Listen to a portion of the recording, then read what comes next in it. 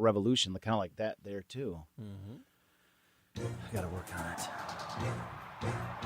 1935, the Lions win the NFL championship. The Detroit Tigers take the World Series. The Red Wings bring home Lord Stanley's Cup. Joe Louis begins his rise to world domination. This transforms the Motor City into Detroit, City of Champions. There's a crack of the bat. We are off and rolling another episode of Detroit, City of Champions, the podcast. I'm Jamie Flanagan. Charles Avison. And we got that far down. That's what? cool. Oh, yeah, heck yeah, dude. It's 106 episodes in. Yes, and we got that. I'm sorry, I was basking in the theme song. In theme song. A show with a theme song. A show with a theme That's song. an And here I was. I have my new baseball show. I've got 2 episodes in, and I was getting ready for we're doing the 3rd episode and after I will this show. not allow him to have a theme And I just song. brought out I have a song. I was all excited because I got a theme song for my new show. And I played it for Jamie. Jamie's like, Jamie thinks it's copyrighted, so I probably shouldn't play it. Well, you didn't write it. I didn't write it, and You I have didn't no pay idea somebody for and it. I have no idea where it came from. So it's copywritten. Shazam didn't bring it up as like a That's it. music That's locator, so I not- thought that's that not. That's so not. I yield to Jamie's counsel. That's it. But that's what I'm saying. I'm basking in the theme song intro because I get into it when I got All a theme song. It's like leads me in We'll to get the you show. a theme song. We'll get you a theme song. I know. I'm just listening to the viewer that the viewers. I've heard they like to know about like behind the show stuff and behind the show stuff. This was occupying our time. People should like, subscribe, leave a comment here at Detroit, City of Champions. Wherever you've listened to the podcast or wherever you're watching the videos, they're there. And so just collect or follow or whatever it is.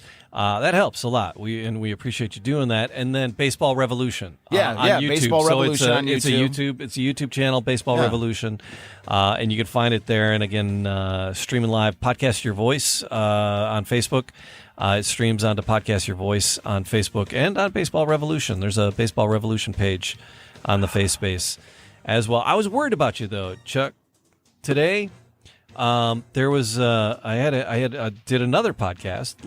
I'm launching in another. Now I have 4. Yeah, Jamie, and Baseball Revolution is part of it? No, that's 5. That's 5. Yeah, there you go. It's 2 today you're going to do, at least for that. So I've been doing a music, because I was Radio City Cobra. Was it Radio City Cobra, right?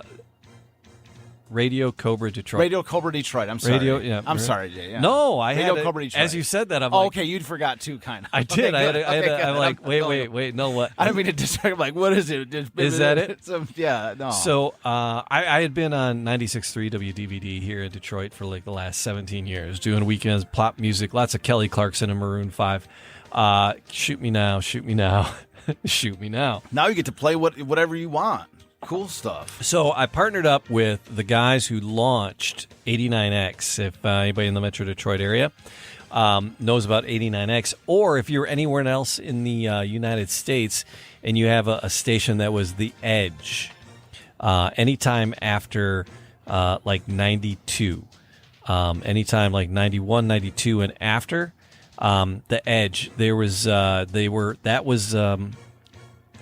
consultants, the guys who started 89X were consulting people, and they launched these Edge stations, and they're all over the country. And there's the alternative format. So it was 89X launched early, like 89, 90, and playing retro alternative, The Cure, Depeche Mode, Erasure, and then playing like all the the current alternative as stuff came out, Sisters of Mercy and the Cult and Social Distortion, and then all the Seattle, Pearl Jam, Nirvana, and all that as those bands broke, and then all through the 90s, and it finally went to funk. But the guy who launched 89X has started this Radio Cobra Detroit, and it's cool. It's all the cool retro alternative, the 90s stuff that was really cool, but we've added like soul and funk and played Stone Temple Pilots on and there? new stuff. Is that on there? Oh yeah, Stone Temple Man, Pilots. that was my favorite band in high school. Definitely in the 90s, back in, man. That was my favorite band, and then I heard somebody playing at a party store the other day in Detroit.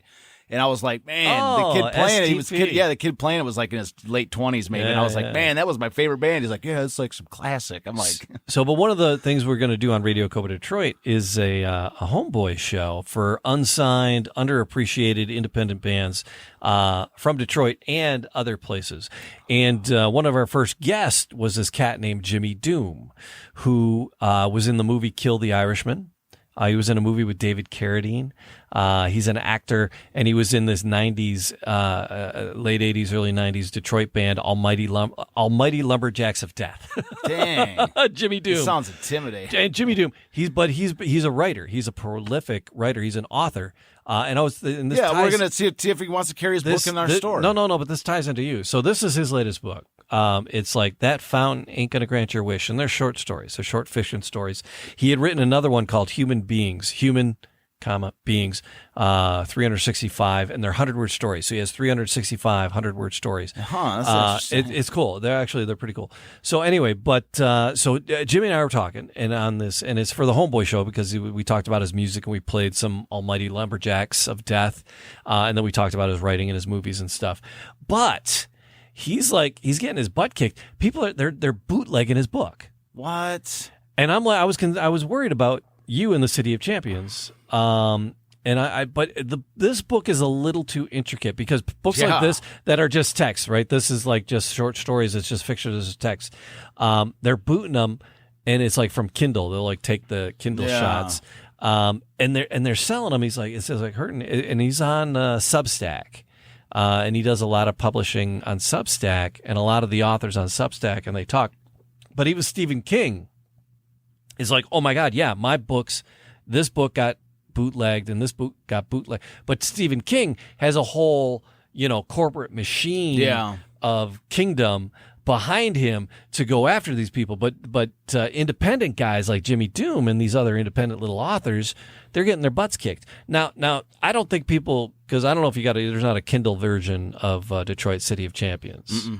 So it's not all text that can just be ripped. Through somebody have to go through and scan every page in through an AI device. Just the final two books alone, I numbered them up to. I numbered the first two books I wrote as one book. So right. So this is the third book I have here, which is the second of the two players books, and these two books alone, like the final page of this of book 3, again, page number 1 is book 2, and then the final page of this is page number 836. It's a lot of scanning. You're scanning, your machine. The lamp's going to burn out by the time it gets through that. But I was just really surprised that people are bootlegging books. He's like, no. He goes, it's really prolific. It's like really bad, and it's all, and it's like with all the AI, and it's like all this intelligence and computers helping us. It's helping people scam somebody over in Kuala Lumpur. Click, click, click, click, click. And are stealing from other people, and they're protected because they're in another country, and it's all done online, and it's all this virtual money, and it's weird, it's crazy. But I was thinking about you, and it's like as an independent publisher, as an independent author and publisher. I'm worried about you too. I'm not worried. That book is a little harder to do. Monster, to do. But the thing about it, I think for my mindset is like, would I try to go after him? I'm sure I would. You know what I mean? I'd probably be kind of annoyed by it. Yeah. But there's the other side of it too, which is like, I don't know. It might be kind of like if I'm like helping to drum up a whole new audience for the show or something. It's like I don't have it on Kindle. If there's like somebody else out there that's interested in getting the book so much that they're going to rip it off the internet and read it, it's kind of like I'm almost flattered that somebody wants to read it. It's 800. It's the two books together are 1,000 pages. Yeah. So it's like, it's somebody that's going to rip the book off the internet. Do you know who E. Jean Carroll is? Yeah. All right. So she wrote a note on here on Jimmy's book. Is Jimmy Doom is a genius. Repeat. Genius. Okay. That's on his line of notes. I mean, she's like a fan of his, and she's on Substack, or she's a fan of his on Substack, and he was like, because he didn't know, and she like made a comment, and he was like, oh, somebody said, oh, this was excellent, like in all caps. He's like, oh, that's cool. He's like, holy crap, that was E. Jean Carroll just commented on my thing. He was like super jazzed about it. But I was amazed by that part of his story that that people bootleg that. That's crappy. And what he said, buy it either from me. He goes, contact me through Substack, Jimmy Doom through Substack, or buy it on Amazon. So he's advocating for people to buy it because he gets his cut when it comes from Amazon. Do you know if he self-published that, or did he put that out as like, did some other publisher put it out? He's working with a publisher, yeah. So he's got he's got an investor that was backing him on this that got it published and printed. Yeah. But yeah, he didn't self-publish. But yeah, I just found that fascinating that people. I mean, there's people trying to, because he used to be in a everything. band. He was in a band, so he was in a '90s punk band, right? Yeah. He was in an '80s '90s punk band, and then he was like, he was like, it was all about people bootlegging records and copying tapes and trading and recording shows and bootlegging stuff.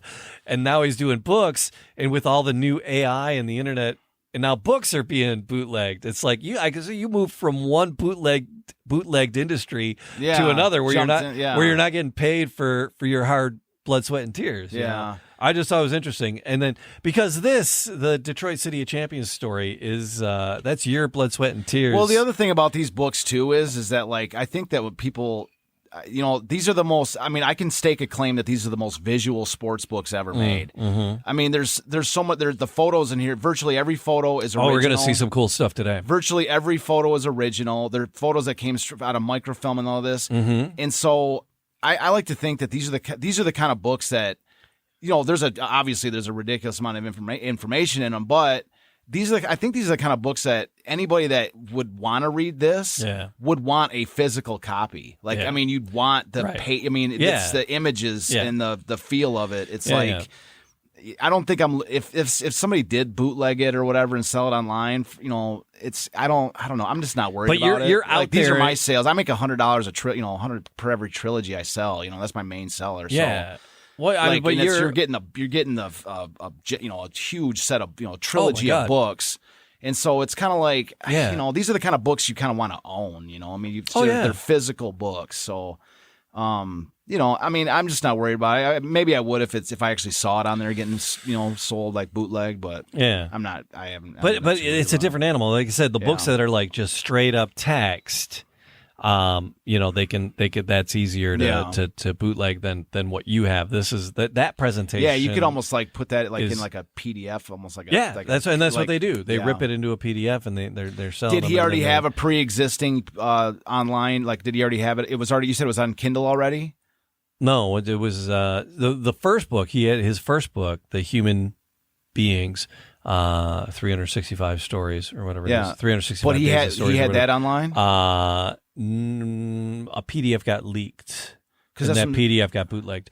Because that's what I'm saying. If it's online, these internet types, they just will copy and paste it and put it out. My God, and then they both came out on Amazon and on Kindle, and then that's another way. Mine's. I never put mine off of the Kindles. I never put. There's no.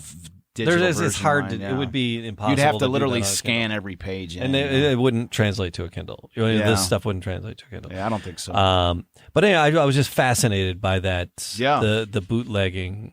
It's like the music I wanted to use for my show. It's right. I was about to bootleg. So don't steal people's crap, man. It's not cool. I wasn't trying to steal it. If I knew the artist, I would try to contact. I give him him 20. I gotta slip him a fin. I love their song, and I want to use it as my show header. But I don't know I don't even know the artist, and you can't even look it up. So it's like no. We'll get you some legal music for the baseball revolution, though. Having a ton of fun. We're going to be talking about horses today. Yeah, this is a great show. And we're like, so I'm excited about this one. But going back, let's rewind a little bit. I came across something and I posted it on our Facebook. So again, this is a little bit of separate news. This is pretty cool. Thanks for following along with us. And then if you follow us on Facebook, the videos are on there. The videos are on YouTube, and then the audio is wherever you get your audio podcasts. You can find us. So subscribe and collect there. But when I see stuff about champions and things on Facebook, I'll pull it up. And there was a posting because when we were doing the stuff about the Miss America 9. There was like a really cool news story that we watched and we showed and we talked about the Miss America 9. And I followed this boat group because it was posted in there. And that boat group posted pictures of them. Somebody got the Miss America 8 and refurbished it. But it's a beast. She is a beast. Is there video with it? No, but there's a couple crazy stills. So if you go to our Facebook, Detroit City of Champions Facebook, or if you're watching this video, so there she is. There's the picture of the Miss America 8, and the pipes are all standing up. Look at that thing. And it's all chrome. Look at that. Where's it at? Where's she at? I don't know. I didn't read the whole story. Come on, read the article. But wait, look at that. Dang. Look at that. It's like crazy chrome. Is that green energy? No, that is not. That is. They don't have an electric cylinder in there. It's somewhere? just the heads and the pipes. All the pipes are shooting straight up, and they're all. In case chrome. you can't see this, you're listening to audio. This thing's got pipes, man. It's just chrome. It's just all exhaust pipes it's blasting straight up to the sky. It's gorgeous. Is that not gorgeous? It's amazing. Heck yeah! I can't even imagine sitting behind that as that beast is running. Man, whoever did that is like my favorite person right now alive. Yeah, right? They're like the coolest person. It is just a beast, man. So it's and then imagine asking somebody, "Hey, you want to go take a ride in the boat?" You know, and you're like, "Oh yeah," you think you're going out like on some kind of a fishing boat or like some kind of a little. Yeah. You're like, you pull up in that thing and you're just like belching out smoke. So so there it is. That's the It's the Miss America 8. It's got U16 on it. Let me look. Let me see. Well, let me jump back to the story because I was just doing this quickly because I thought you had seen it. I don't do too much Facebook stuff. I don't do too much. I'm not even really on. Gail Woods. Who's Gail Woods? Yeah, she's our friend of ours. Gail Woods posted these. Oh, no, Gail. I'm thinking of another Gail. I don't know Gail then. Or maybe, no, I do know Gail. Is it Gail Woods? Yeah, she's my mom's Gail friend. Woods. Yeah, and our friend. And this was at. Let me make sure. This was at the 2023 ACBS International Show, Bay Harbor, here in Michigan, with the Water Wonderland chapter of the the Antique and Classic Boat Society was the site that posted this at their thing. So. Just cool as all. We say her name was Gail Wood or Woods. If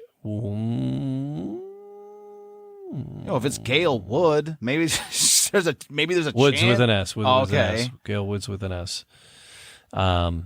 So it's just, but yeah, it was just really amazing. So I was just so taken by all the chrome in the pictures. Just really, Don Kittle posted the photos. Well, that's an amazing boat. ACBS. Yeah, so that's amazing because we didn't know. We knew the 9 and the 10.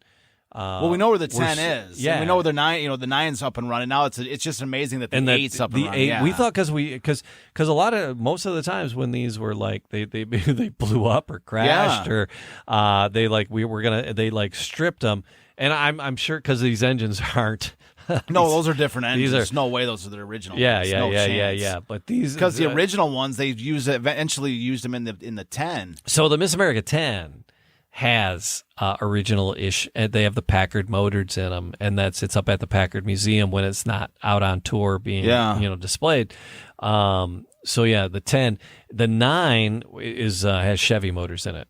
Oh, okay. That's the news story that we saw that we talked about and shared that the family said, "Oh my God, thank you for sharing this story." Didn't they say we could come down there and drive Yeah, we can come drive it whenever we want. Whenever we want. I want to go there now. What are we doing on this show, man? I know. I want to go out on that boat. But we didn't know that the 8 was still out and about and functioning. So it's we might have to do a series next year on the road where we're going to travel to the different Miss Americas driving the boats.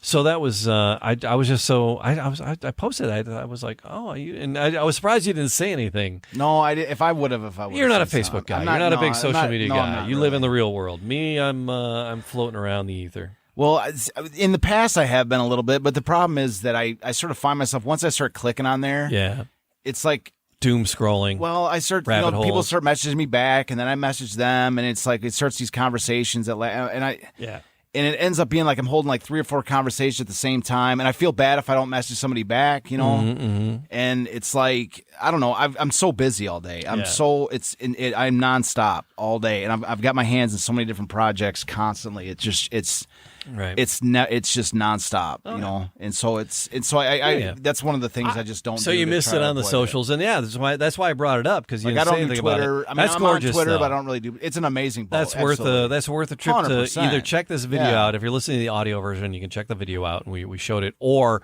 just go to our Facebook page, Detroit City of Champions, and you can see the post go down. I posted it back. I don't know when you listen, wherever, whenever, however. So it was back on September 18th of 2023 is when I posted that. You say, yeah, it's like last week. Well, yeah, but somebody might listen to this. Oh, that's right. This might be like a year or two from now or so. Whenever. 5 years. Yeah, that's true. Yeah. It's, so you do got to put dates in your. So when they get this off of the space relay on the Mars 100 years later or something. They'll know to go back to September 18 of 2023 to see this image. Well, the prize for the greatest human being who ever lived is going to go to whoever gets that Miss America 10 going on the river. Whoever gets, if anybody that Miss America 10, it doesn't run. Yeah, it does. No, it does not. No, it does not run. That's just a show. It's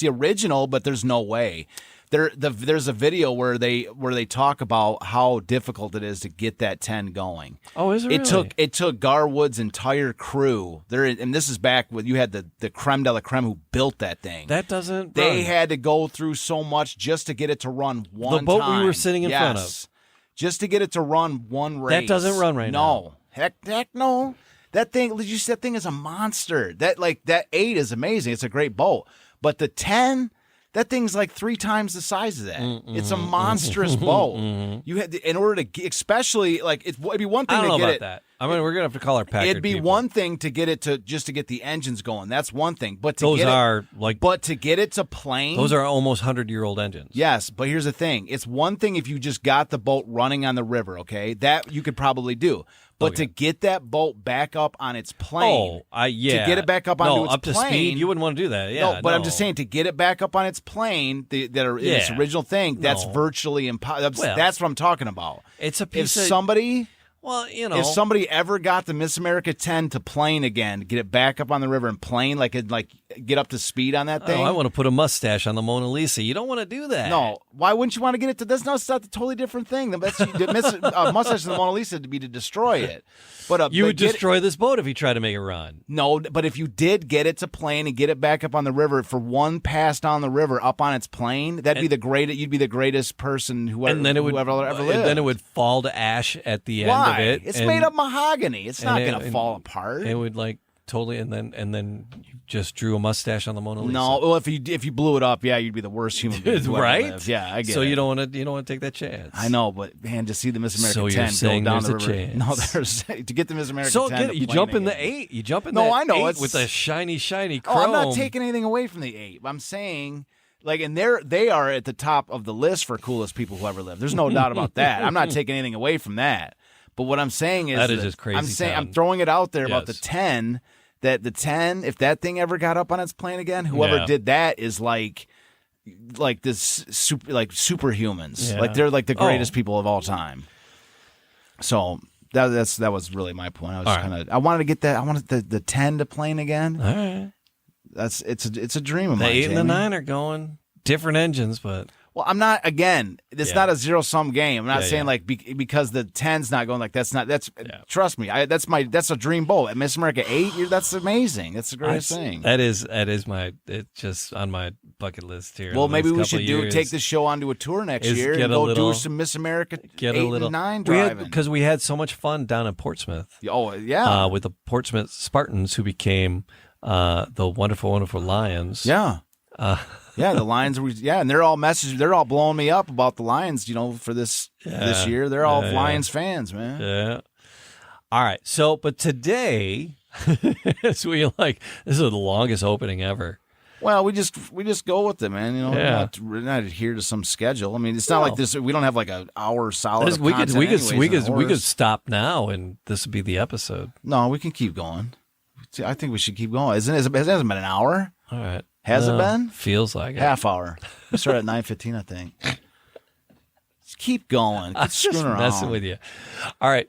So They tuned in to listen to some City of Champions. And I know. But yeah, I mentioned we're going to talk about ponies today. Yeah, horses.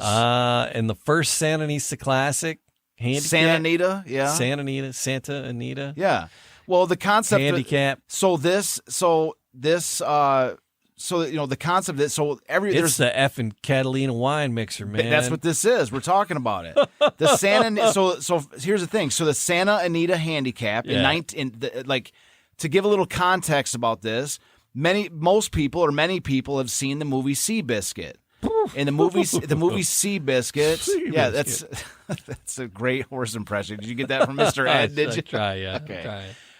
So, anyways, like if a horse could talk, that's what it would sound like, and you nailed it. Okay. So, anyways, the context for this is many people have seen the movie Seabiscuit, right? It's in the movie. It's kind of like the Cinderella Man, where it was a big Hollywood blockbuster movie of a fantastic 1930s story, and it focused around a horse, obviously Seabiscuit, right? And so the race that Seabiscuit was like one of the main sort of stories in the movie was Seabiscuit trying to win the Santa Anita Handicap. Yeah. And what they don't really tell you in the movie, or maybe they did, I didn't catch on to that part, but because it's been a few years since I've actually seen the movie.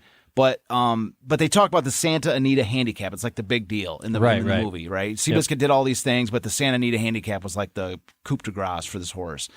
And so, but what they don't really mention, again, I don't really remember the detail, but what the Santa Anita Handicap was the first $100,000 horse race.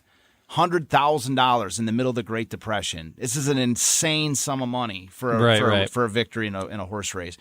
And what they certainly don't tell you is that the very first Santa Anita Handicap was 1935. Okay, and furthermore, what they don't tell you is that the first Santa Anita Handicap, the first $100,000 horse race ever, was won by a horse from Detroit. Yes, you read my mind. It was won by a Detroit-owned horse. Yes. I found an article that sets the stage for because they talk about the Kentucky Derby. Today the Kentucky Derby it's the end all be all, big hats, yeah. stupid clothes, crazy cocktails. This in 1935. This was the event. This was the creme de la creme. This was the event. Absolutely. Let me read this. Claire Novak wrote this in 2010, but she wrote this.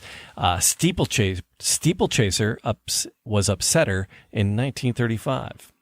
Bing Crosby chased a woman's hat when it blew off in the wind. Fred Astaire bet on a horse named 20 grand. Mrs. Clark Gable wore a suit made of leather. It was February 23rd, 1935, and a veritable who's who of culture filled the stands of the newly opened Santa Anita racetrack, where 20 horses went to the post for the inaugural running of the Santa Anita Handicap. No one expected a 7-year-old steeplechaser to win. But Azucar, an Irish-bred gelding with Spanish name for sugar, did win. Detroiter-owned Frederick Alger Jr., 27, had purchased Azucar for $8,000 before the chestnut gelding earned $109,500 while trouncing some of the best horses in the the best horses in the country at Santa Anita, including the 6-time champion, and 20 grand. And they brought them out of retirement. So there are a couple horses they brought out of retirement. Yeah, and it's a great article. So I love that beginning. Yeah. Where it's like, so it was a who's who. Yeah, it's a who. Clark Gable absolutely. and Fred Astaire. And that was a great Bing article. Crosby. I'm glad you found that because I don't. They really talk about the prestige of that race. That was off ESPN.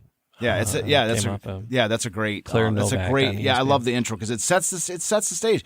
This is one of the champions. I mean, yes, it's a horse, but but the owner of the horse is a Detroiter, Fred Alger Jr. Is the guy Charles L. This guy's He's this guy's Elgar is his dad was the governor of Michigan. Like this is a Detroiter, man, through and through. Yeah, and he was a politician. He was oh, there you go. Elgar, yeah. So so was Fred, the owner of the horse. So these guys. This is a Detroiter. So this is they couldn't bring Azucar into the City of Champions dinner, of course, because it's a horse.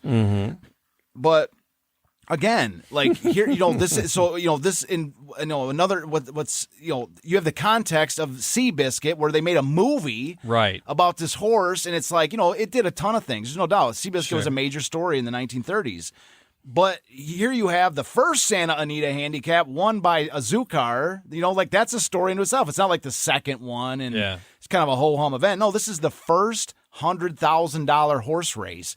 And what's interesting is that the guy who was the jockey of Azucar, his name was George the Iceman Wolf. And George the Iceman Wolf is the same jockey who rode Seabiscuit to victory in the Santa Anita Handicap as well. And he was in the movie. He was in the movie Seabiscuit. He's the guy, if anybody has seen it, in the movie, the main rider of Seabiscuit, Red, who I think it's Tobey Maguire who plays the Red, Red's the name of the jockey of Seabiscuit.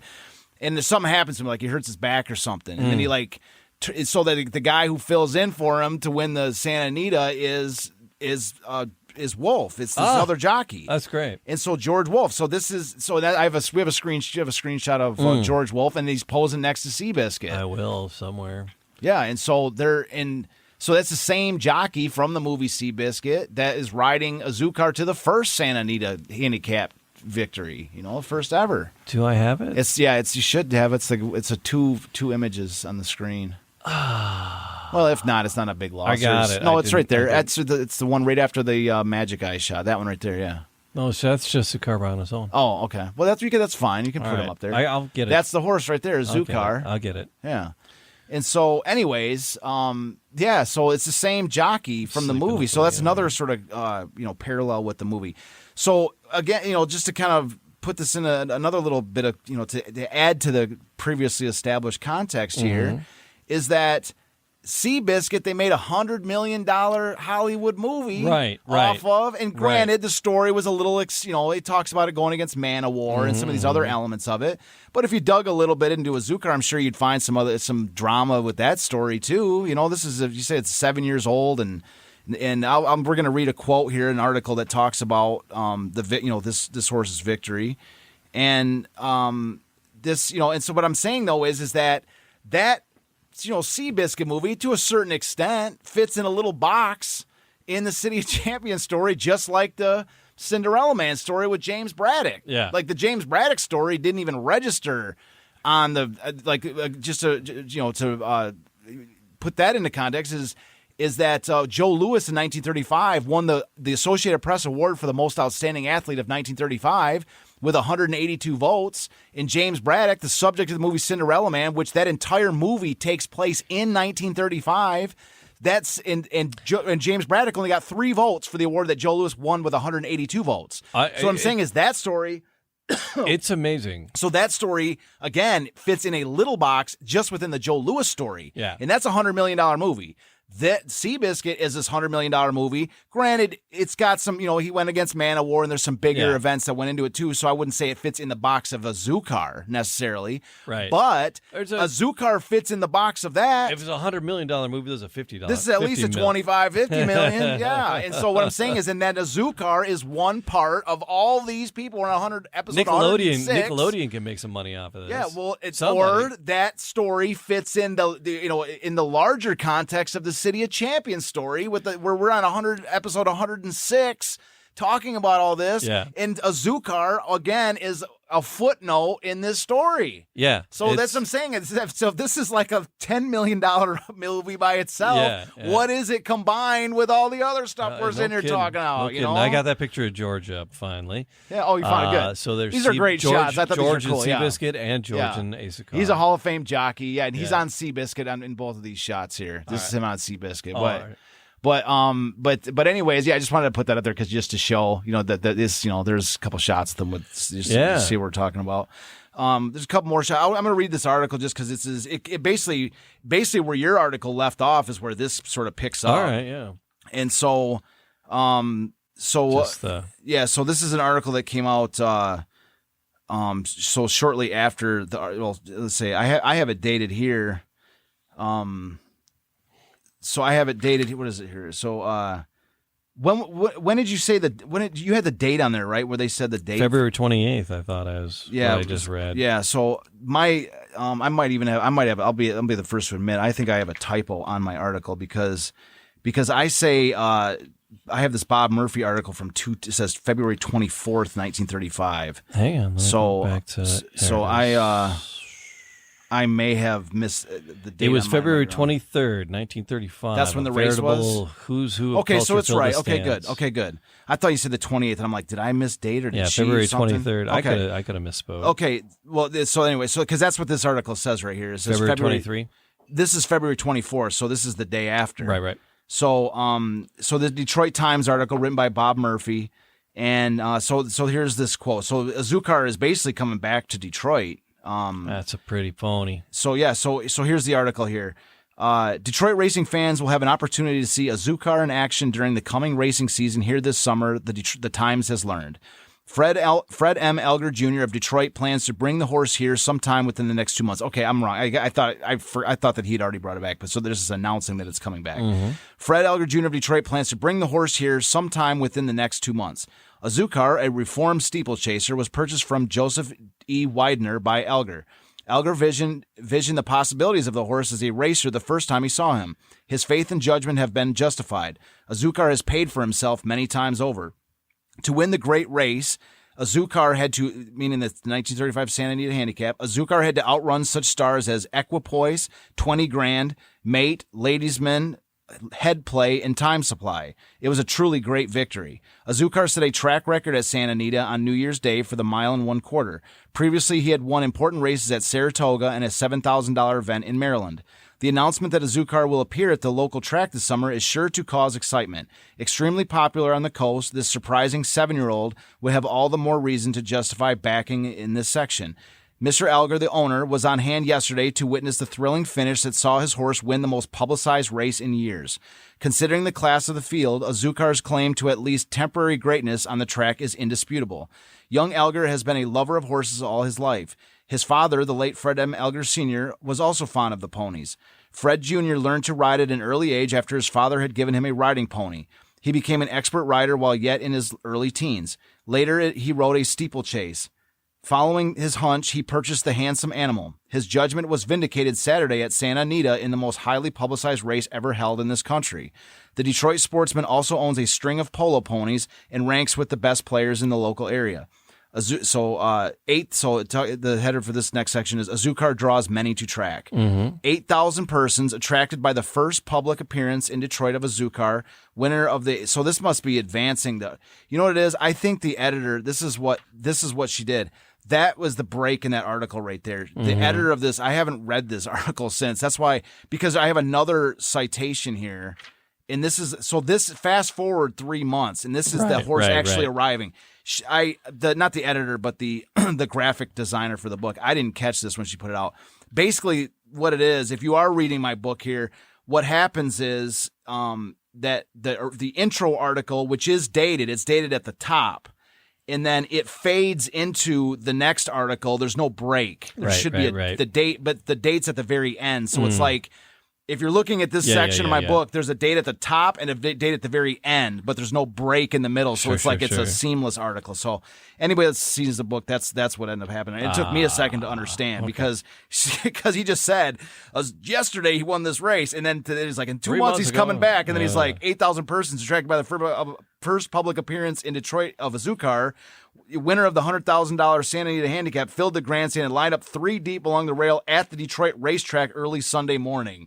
So, this seems to be a contradiction, and if there wasn't a break by 3 months, because the first article says in 2 months the horse is coming back, and then the very next sentence he's saying yesterday the horse was mobbed by adoring fans. So anyways, that's what it is. So I will.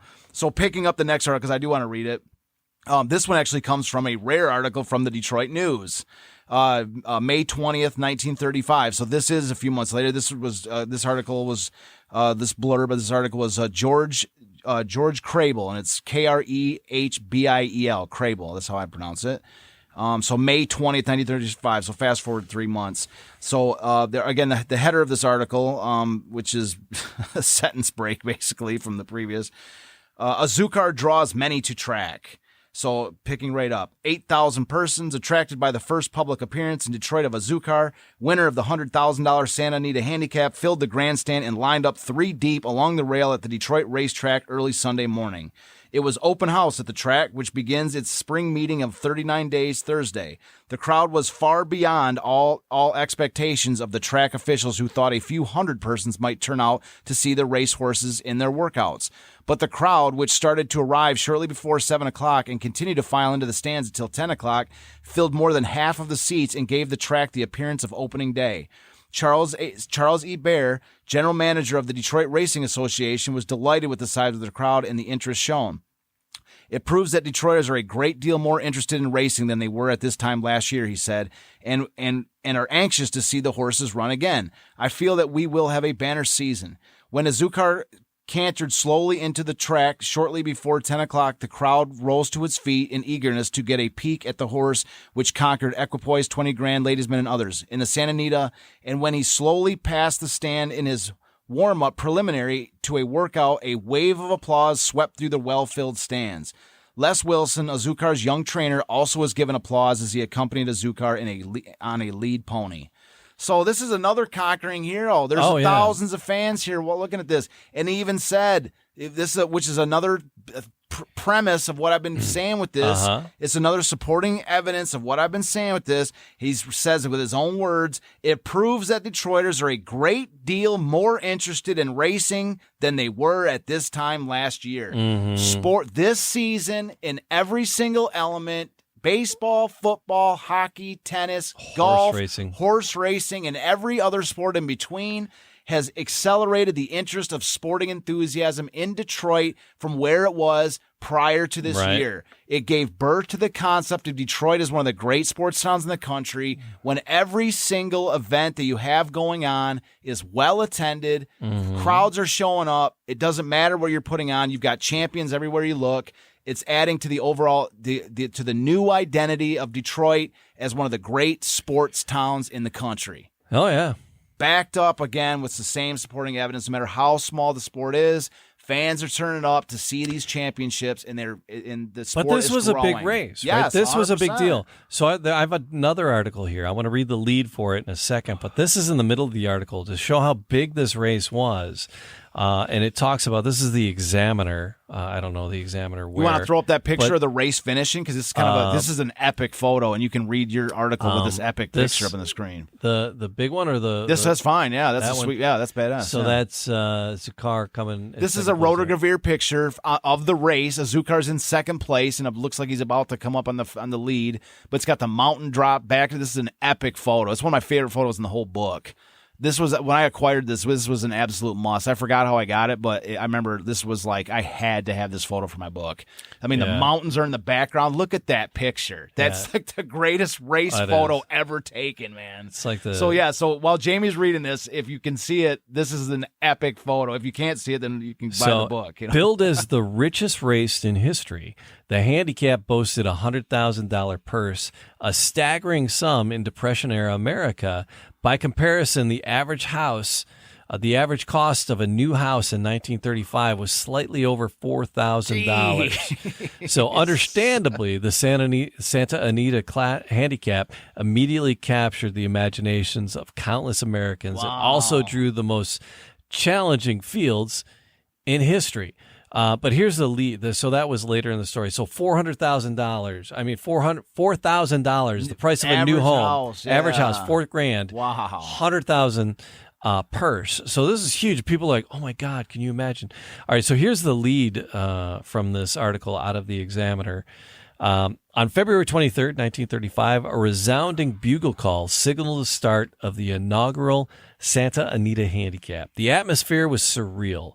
In the midst of the Great Depression, 2-month-old Santa Anita racetrack had dangled the richest purse in turf history for its signature handicap. So that was their point. It's a new fee. It's like, hey, let's get people in here. So they the richest purse in turf history for its signature handicap. Unsurprisingly, it attracted a star-studded list of entrants.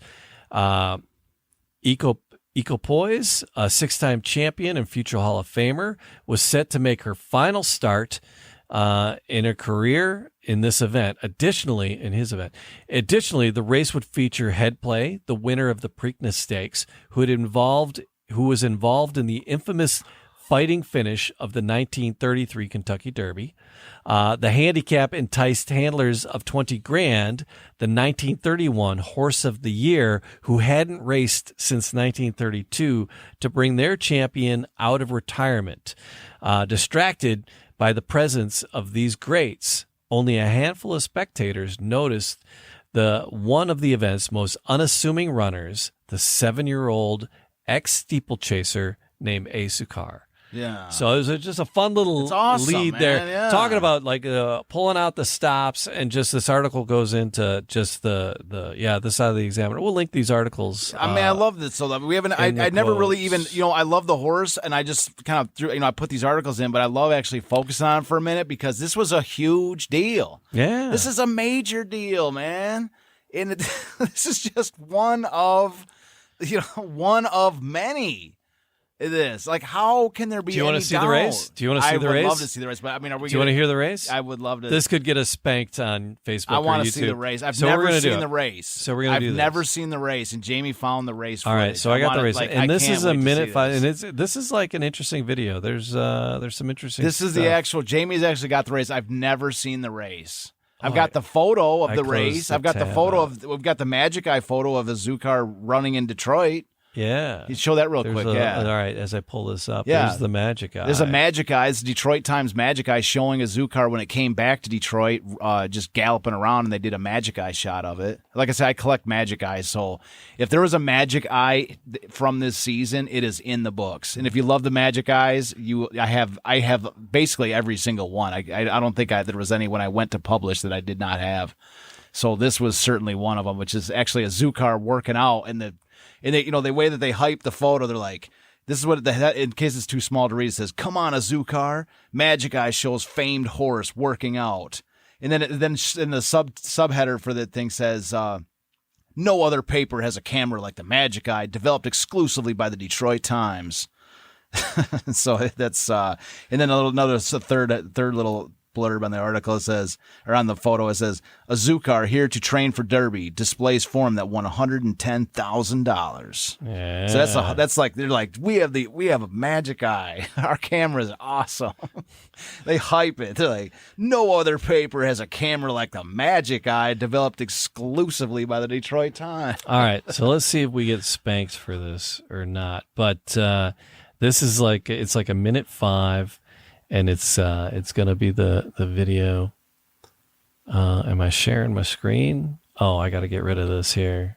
All right. Are we going to be able to hear us talk? We're still talking. We're still talking. I want to call the race as much as possible. There's. I'm going to be hyped for this race, folks. I've never seen it, and there's some fun. There's some fun at the end of this too. Really? I thought it was very, very interesting the way this wraps up this whole little news report here that we're going to share. It's the whole race in a nutshell from 1935 as we get it loaded. I love it, though, man. We see new stuff all the time. Like, I'm learning just as much as anybody else. I've never seen this.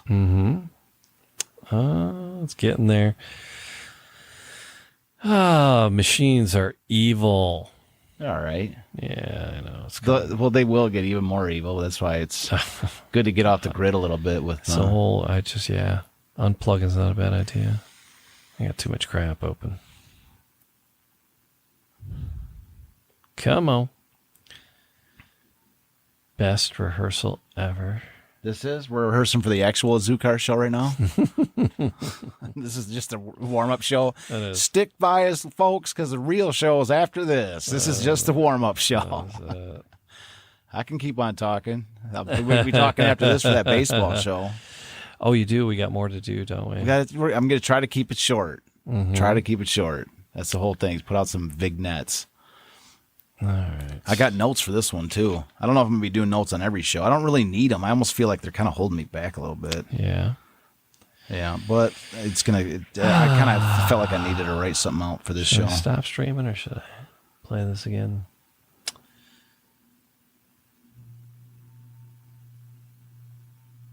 Hang on. I'm going to refresh this and see what we come up with as I refresh. I feel like I'm rooting for the upload just as much as I'm going to be rooting for Azucar winning the race. I'm like, come on, spinny wheel. We'll get to it. And then we got a bloody commercial. You got to pay for the YouTube commercial free, man. Damn it. Bite the bullet. So for Christmas sakes. All right. Jamie just blew it. That was our whole show. That was it, man. This was the big finish. That was the big finish. Jamie blew it. No, hang on. I got this. We're gonna mute this girl out here. I was rooting for that spinny wheel just as I'm rooting for the horse to finish the race and win. I'm like, come on, spinny wheel, you can do it. Load the video. You can do it. You can load it up. Come on. You can do it. All right, hold on. Jamie's, I feel totally confident with you loading it up. I'm super. I want to because I want you to see the end of this. I want to see it. I'm excited. I can't. I don't. It's all. Unless I'm not sure if I've expressed it through my just from my the feeling on the the radio or the whatever. I don't know if I've expressed it enough, but I am very excited to see this. This is very Jurassic Park. It's all oohs and ahs, but then there's running and there's screaming and there's dying. Dying? Holy crap! This is dramatic. All right, I don't want to. Well, I will tell a quick story while we're loading it up. Yeah. Is when I lived in Scotland. Horse racing is massive out there. That's the first place I ever saw for legal gambling. Oh, okay. And they have this horse, or this race. If anybody hasn't heard of it or hasn't seen it, this is the massive race out there. Yeah. Like we have the Kentucky Derby. This is maybe they have something else, but this is a big deal. Okay, it's called the Grand National. Okay. The Grand National. I'd never even heard of it before I lived in Scotland, but when I was there, it was like the dominant thing. I've pretty much the only race I've ever really watched. I mean, maybe I've caught a couple glimpses of a Kentucky Derby here and there. But the Grand National for 3 days, that's all I was doing was reading about horse racing and which horses you wanted to pick. But this is the thing. This is what separates this race from any race that you will ever see is that what they do, they have 40 horses. Oh my God. Okay. This race, it's a combination of a marathon and also a war of attrition. Okay. It is the craziest race you will ever see. Just look up any race. I saw a couple of them, but I can't imagine that any would be less thrilling than the one I saw. And what makes it so crazy is so you have 40 horses, right?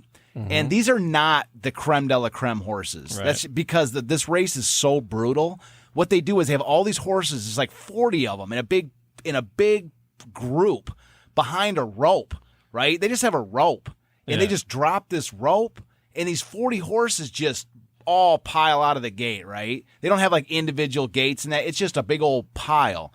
And when these horses start to run, it's a steeplechase, so there's jumps. Yeah. There's 40 horses, and they're all jumping, right? And the track Somebody's going to die. Somebody's gonna die. I think horses die on every race, and that's not the thing. No, that I'm not laughing about that. Yeah. It's so exciting.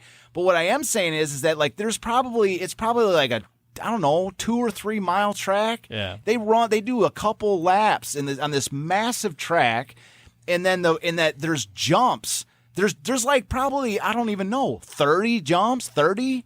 I mean, these horses are jumping repeatedly, right? In this giant scrum. So what happens is that, they all get to the first jump. They all jump. It looks like a wave pouring over this first jump. And, of course, one horse on the pile doesn't make it because it's in a scrum of other horses. Yeah. And so it hits the dirt. Its face hits the dirt. The jockey gets tossed. And and of course the horses behind it, they roll over. So the first or second jump, You see horses and jockeys just fly, rolling, man. And then so what's crazy is as the race goes on, it's just like there's what's so kind of eerie about it is the horses that bite it in the first jumps, they think they're still in the race. So they're running and there's no jockey on them. So there's all these loose horses. Along, they're trying to win this race, and they're interfering with the horses in them that are trying to win. It's crazy, man. It's like this. It's just this crazy. You just steeplechase. It's crazy. I'm watching this going, oh my god! And that's the background that Azucar comes from. Yeah. You're right. He says this former steeplechaser. That race, man. I'm telling you, go watch like one of these the Grand Nationals, and the horse that wins it. By the time they finish, there's like out of like 40 horses, man. There's like I don't know 10 left. And there's all these riderless horses, and they try to divert them off the track as the race goes on. Yeah. But, man. All right, we'll try this one more time. And coincident, and here's the thing. One last little thing before you hit play on that. Is my horse that I picked, I think I picked like 4 or 5 horses, because you can't just pick one and go, I think such and such is going to win. No, you've got to go for like law of averages, you know? Right. And so you got to pick like 4 or 5 horses, right? And you put your bets down, and they have a newspaper that has your gambling slip on and everything. And they talk about the different horses to win. Anyways, I, at the time, was really into like Reebok Classics shoes, right? I was always trying to get a different color Reebok Classics. Sure. And there was this slick pair of like crimson. Crimson's my favorite color. Crimson Reebok Classics in Scotland. I'm like, I'm never going to see a pair of these again. They were like one of a kind.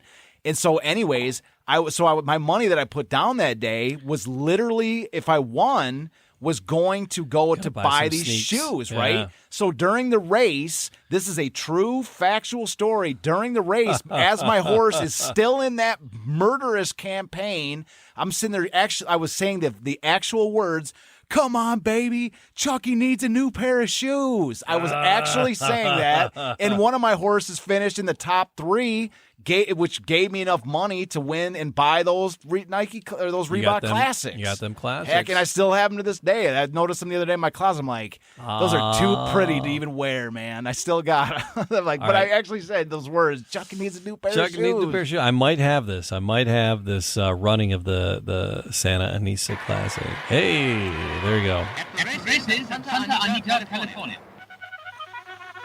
They're off. And you see Ted Clark dashing away from the others, and Equipoise is trying to find his stride. He's slow to get underway, while near the inside rail, 20 Grand is unable to hold his position. Why is it a British dude? As they dash past the roaring stand, because British dudes always sound awesome on film. Steal away with the race. Gives the lens of authority. Pace, look at that.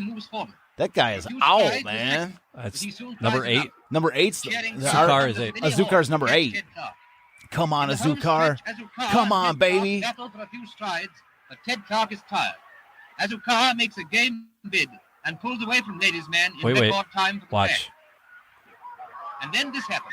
The winner became frightened when a blanket was put on his back, and he pulled his jockey for some yards on the ground. Damn! The situation might have been worse. Holy cow, man. Oh, Azucar was not having it. He was not. He was getting the winner's blanket put over him. They didn't mention that part in the article. And he freaked. And he dragged the jockey. George Wolf. That was the guy. Dragged George for like 100 yards. Hey, Iceman. Dude, it looks like the horse just iced you. Was that crazy? Yeah. Did you hear the woman scream?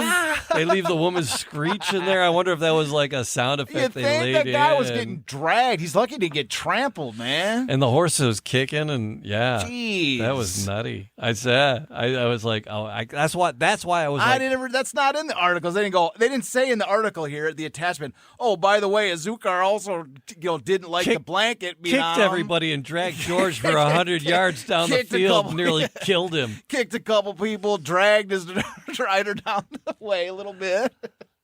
George Wolf, legendary jockey, piloted Azucar. Gets his and he butt also handed was to him. dragged after they tried to put a blanket on him. It's like his hands are tied in the reins. Yeah, man. It's like like, they don't yeah, mention there you that in go. the articles, do No, they? Yeah, that's, that's one of those things you actually have to see for yourself. That ended. It was fun while it lasted. It's all fun and games till I don't think that means what you think it means. Yeah. It's all fun and games till they try to put a blanket on Azucar and then he that's right. dragged. That's about to be a new like meme for the show. I think so. Yeah. It's all fun and games till you try to put a blanket on Azucar. It's like, Good stuff. whatever you do, don't put a blanket on Azucar. Was that what they were trying to put on him, or a thing of roses? Yeah, a blanket of roses. Was it a blanket? Blanket of roses. Oh, or blanket of something. roses, yeah. Yeah, or something. Some That's sort like of our new winter blanket. It's kind of like how we say we're not going to go back and talk with the Sid Howe thing. Yeah. We're never going to sit there and address whether Sid Howe is related to Gordy, Nope. and we're never going to talk about whether Scotty Bowman is not the same Scotty as the coach, right? This is a third component of that, which is because we're speaking our own language on this show, which That's is doing something like that or whatever is like putting a blanket on Azucar. That's it. Like Don't- we have like our own inside humor on this show. That's And if you it. get that, you Do are not put a blanket on a Zucar. It's all fun and games. So you put a blanket on Azucar. That's it. Get dragged. Jeez, man. I can't wait to go to No Port- wonder he was on Seabiscuit and not trying to get on Azucar for following races, man. I can't wait to go to Portsmouth and pull out that reference. Yeah. And just you and I will be sitting Yeah. at the pub laughing our butts Yeah, off. that's what I'm saying. Everybody else, and there'll be like have our own- one other dude who listened to all the podcast Yeah. episodes laughing with us. Yeah, it's all fun and games till you try to put a blanket and on we're buying Azucar. drinks for that guy. Yeah. And we're 100%. 100%. if he's laughing along with us, Yes. buying drinks for that guy. Dude, and by the way, that is friggin' a hilarious joke. Dude. Like it's all fun and games till you try to put a blanket on Azucar. That's it. Or something like you have the same thing though. You're like doing that's like putting a blanket on Azucar. That's Like it. you know what I mean? Like that joke lends itself to many occasions. It really does. All right. Anything else we need about the race here? No, that was was fun. man. That That was was an great. exclamation point. That was it. The Just race. him I didn't just even really get a chance to call the race. That thing was dragging- over quick. But that just the post dragging race him was down the something track. else, man.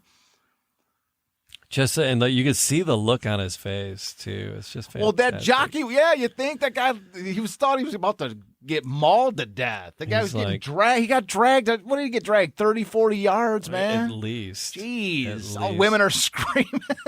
They go nobody was messing with that horse either. That thing was kicking people and that. He's No. like, come get some. Don't put that thing on me. Whatever. They're like, it was Azucar. It was a champion's flower or whatever. And he goes, did I stutter? Nope. All right, here, watch it again. Watch it again. I got it up.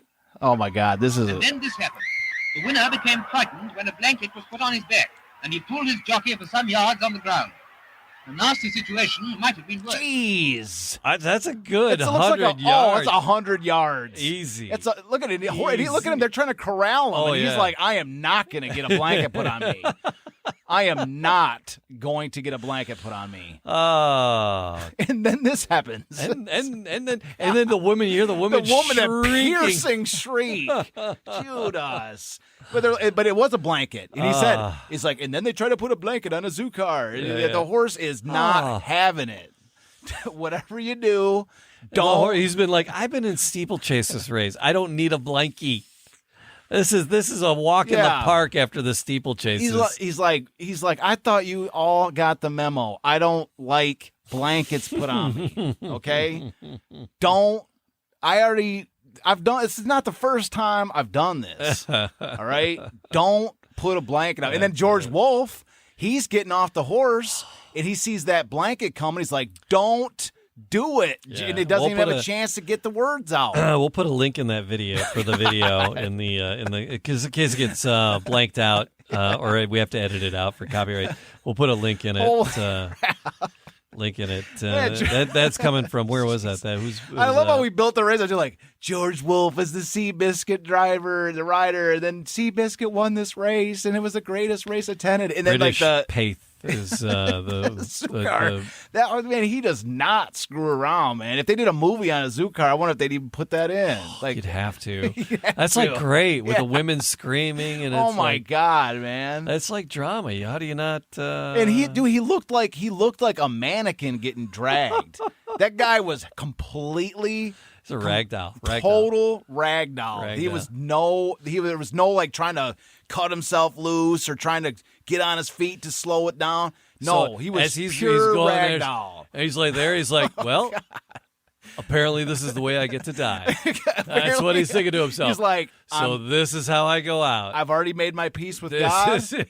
I've already made my peace with Today's God. the day. Today, This is how I go. I'm going out a champion. I just won this $100,000 horse race. And now It's over for me. That's He, it. that guy, he was completely resigned he to got his lucky. fate. He He got massively lucky. Dumped easily. Well, that's what I'm saying. That's what they don't mention in these articles is, not only did the Fred Elger Jr. get the $100,000, but his jockey's life didn't end. That should have been a part of the. And by the way, his jockey didn't die either. That was good. Burying the lead there. Don't Bury the lead, man. That guy was screwed, man. All right. Lots of digressions today. We're going to do it again. Lots more of the story of the City of Champions to share. We met Jimmy Doom, said his great-grandfather, his grandfather. We got to talk to him. Great-grandfather or great-great-grandfather was an editor there at the Detroit Times. And I love that, how the Detroit Times my favorite paper. So gone. I told him, I'm like, dude, we are heavy on the Times in the City of Champions story. It's my favorite art. It's my favorite paper. So we'll have Jimmy Doom on City of Champions. Yeah. And we'll have you on the City of Champions as you join us and listen each and every time. Thank you. Like, subscribe, leave a comment, do all those podcasty things and all the podcasty places. And Baseball Revolution, find that on YouTube and Facebook. Yeah, we might be broadcasting it live after this or posting yep. it tonight at some point. I don't know if we're going to go straight live into the show, but Jimmy a lot of times records it and then puts it out. So follow that. Baseball Revolution tomorrow. On its way to you very, very shortly. And again, please join us again. Lots more to come. It's Detroit City of Champions, the podcast.